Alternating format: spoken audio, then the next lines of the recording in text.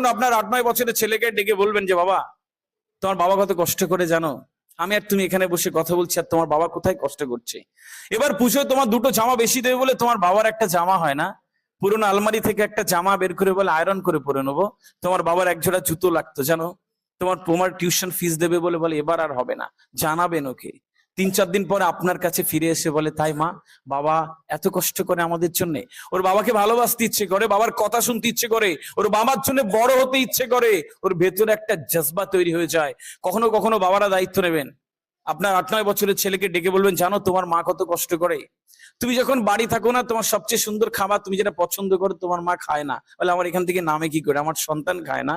আসলে একটু একটু পয়সা জমায় তোমাকে ভালো স্কুল কলেজ ইউনিভার্সিটিতে পড়াবে বলে, তোমার সেবার শরীর খারাপ হয়েছিল, তোমার মা সারা রাত জেগেছিল, প্রার্থনায় বসেছিল।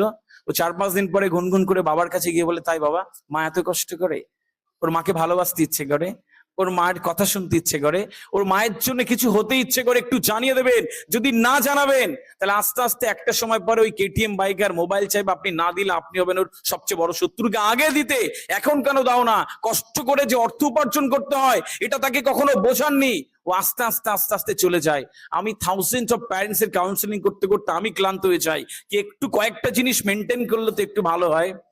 ভালো প্যারেন্টিং করার জন্য কলকাতা ইউনিভার্সিটি, অক্সফোর্ড ইউনিভার্সিটিতে পড়া লাগে না। কি করবেন শুনে যান এক লাইনে। ঠিক আপনার ছোটবেলায় যেগুলো খারাপ লাগতো, ঠিক আপনার ছোটবেলায় যেগুলো যন্ত্রণা দিত, ঠিক আপনার ছোটবেলায় যেগুলো অপমানিত লাগতো, আপনার সন্তানের সাথে প্লিজ করবেন না। ব্যাস দেখবেন যে আস্তে আস্তে সুন্দর বেড়ে উঠছে। 5 নম্বর একটা কাজ দিচ্ছি, সন্তানকে শাসন করবেন, বেশি শাসন করবেন না।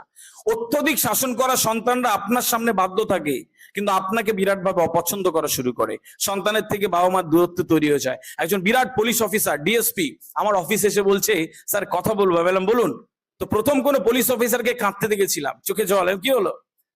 তো ঘটনা খুলে বললো যে গতকাল রাতে আমি আমার 8-এ পড়া ছেলেকে ফোন করলাম যে খেতে আয় বাবা, দেখলাম বাইরে, ওর ঘরে গিয়ে আমরা মোবাইল বেজে যাচ্ছে। তো আমি মোবাইলটা সাইলেন্ট করতে গিয়ে দেখলাম যে আমি রিং করে রেখেছি, আমার নাম সেভ করে রেখেছি ভাইরাস,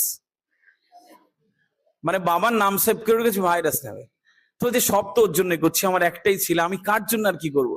তাহলে আমি বাইরে যান, ছেলেকে পাঠান। ছেলের সাথে কথা বললাম, আধ ঘন্টা ছেলের সাথে কথা বলার পরে বুঝলাম যে বাবাও কোনোদিন ছেলেকে সম্মান করেনি, ছেলেও করে না। ব্যাস গিভ অ্যান্ড টেক পলিসিস, খারাপ লাগার কোনো জায়গা নেই। প্লিজ সন্তানকে ওই জায়গাটা দিন। অনেক শাসন করবেন, পাওয়ার রয়েছে, আমার কথা তোকে শুনতে হবে।